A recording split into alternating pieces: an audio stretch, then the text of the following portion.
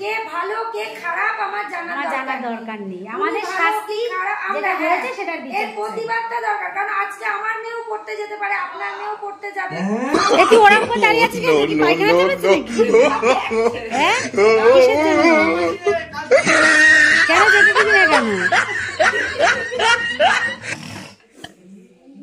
আজকে যেতে দেবো না। কি কিসের জন্য? না না, কালকে।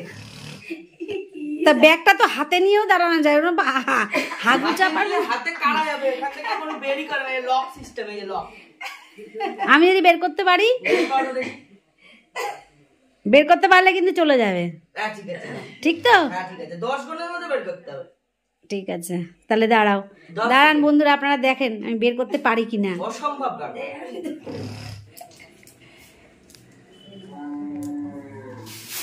আমার কাছে তো দিলে হবে না, আমি যেভাবে পারবো। 1 2। Welcome back to my new blog. আশা করি প্রত্যেকেই আমার বন্ধুরা যে যেখানে আছো সবাই খুব ভালো আছো, সুস্থ আছো। আজকের ব্লগটা আমি এখন থেকে শুরু করছি।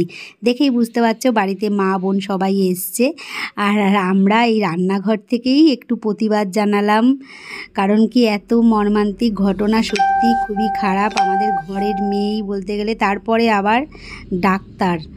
তো যাই হোক, যে ঘটনা ঘটে গেছে তার আর কিছুই করার নেই, কিন্তু আমরা সবাই চাই যে তার আত্মার শান্তি হোক আর দোষীরা শাস্তি পাক।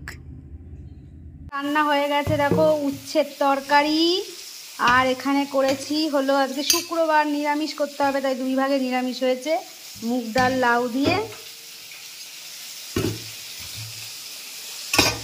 আর এখানে বোন রান্না করছে কই মাছ, এই যে ভাজা হয়ে গেছে, এখনো ভাজা হচ্ছে।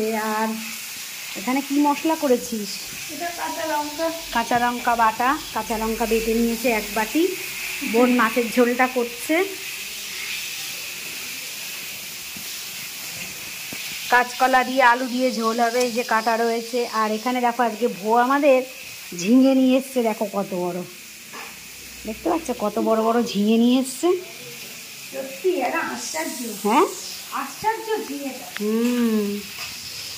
চিচিঙ্গার মতন। সেই কি একটা বাংলা বইতে দেখিয়েছিল না, সেই ঝিঙে না চিচিঙ্গে দিয়ে মারছে মিঠুন চক্রবর্তী, সেই কেস হয়েছে। আচ্ছা, ঝিঙে গাছটা একদম পাতলা পাতলা হয়, এত বড় বড় ঝিঙে ঝুলিয়ে রাখলো কি করে? মাচা করে দেয় না ঝিঙে তলা দিয়ে ঝুলে রাখে। ঠিক ঠিক ঠিক। তো আমার রান্না, আমার ডিউটি কমপ্লিট। আমি এবার যাচ্ছি স্নান করতে। চলো স্নান করে আসি, তারপরে আমি স্নান করে আসলে পরপর লাইন দেবে আরও অনেকে। এখন 2টো বেজে গেছে আর আমরা এখন খেতে বসবো। এই তো বাড়ি চলে এসছে, ভোর বাবাও চলে এসছে, সবাই মিলে একসাথে খাওয়া দাওয়া করবো।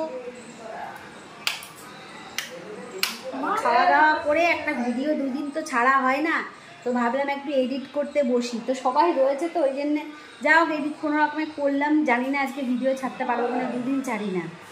আর এখন বাজে তো 2টো বললামই, এখন সবাই খেতে বসবো, রান্না বাড়া সব কমপ্লিট।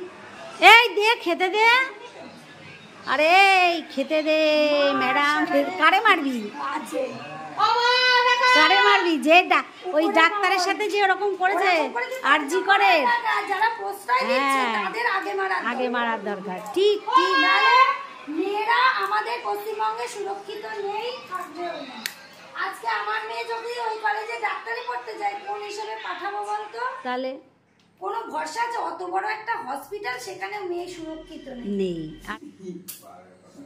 তাহলে বললে তো আর হবে না, পাশে থাকতে। তোরা কি বলতে যাচ্ছিস? আমরা বলতে যাচ্ছি এর শাস্তি চাই। যারা যারা এই কাণ্ডে জড়িত, যারা শুধু জড়িত হলে হবে না, যারা উপরে রয়েছে তাদের টেনে নেওয়াতে হবে।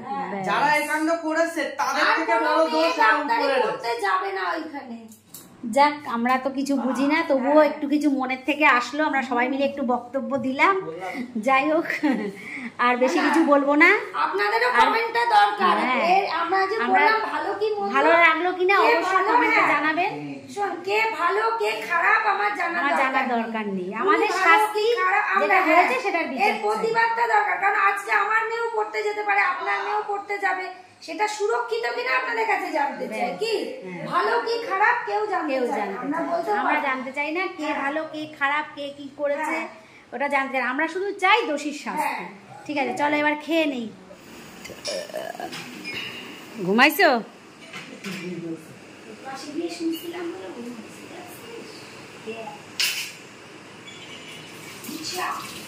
হ্যাঁ,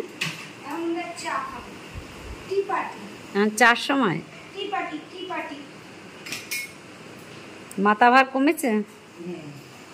হ্যাঁ,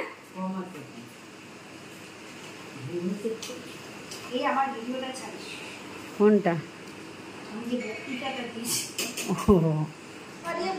মা তোমরা এখানে কি বানাচ্ছ? বেশ গন্ধ বেরোচ্ছে, কিরম ইউনিক, আমি তো কোনোদিনও শুকিনি এরকম গন্ধ। রেসিপিটা শিখে নে আমার কাছ থেকে। আজকে হবে রাত্রে এখানে কি হচ্ছে? আলু ওটা, তাই তো? দইয়া রে দইয়া। ও আলু পরাঠা, আমি ধরে ফেলেছি। আলু পরাঠা আর কি তরকারি? দেখে আসো, দেখে আসো, কড়াইতে নেই রেসিপি আছে, সামনে করা রয়েছে। ও মাই গড, পাশে গ্যাসে ভাত হচ্ছে না? বেশ কাবলি ছোলা না কি বেশ এটারে বলে সেইটা? কাবালি ছোলা, কাবলি চানা চানা।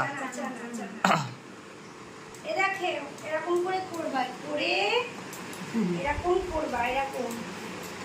ওকে বলেছে করতে, তাই আমি করছি, নাহলে আমি কিন্তু করতাম না। বাহ ভাই,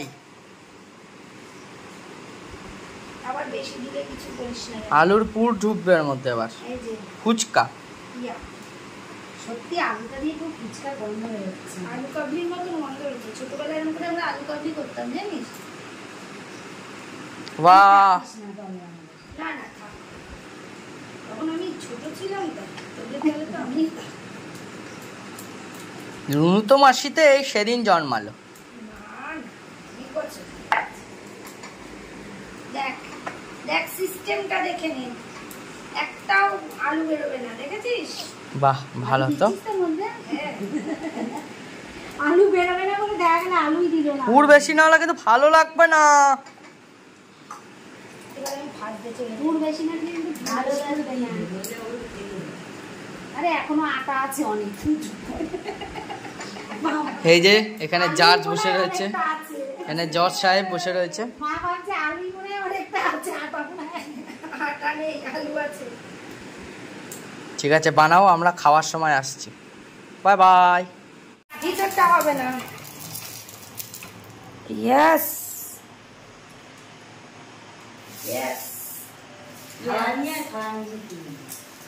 গরম গরম টেস্টিং করে দেখো। হ্যাঁ, কে খাবে? নামটা এখন খাবে না, খাওয়ার সময় খাবে, 10:30 বাজে। একটা বা দুই ভাই মিলে একটা টেস্টিং করুক। একটাও কি এক্সট্রা নেই? হ্যাঁ আছে, খাতি। আরে খা, আছে আছে, একটা টেস্ট করতে কোনো অসুবিধা নেই। খা, তোরা দুই ভাই মিলে একটা খা।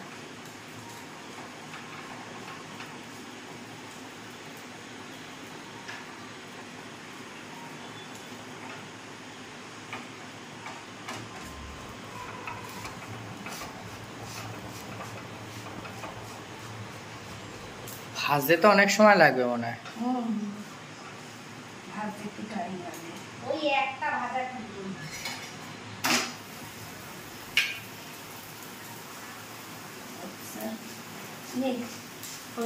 আর তোলা লাগবে না।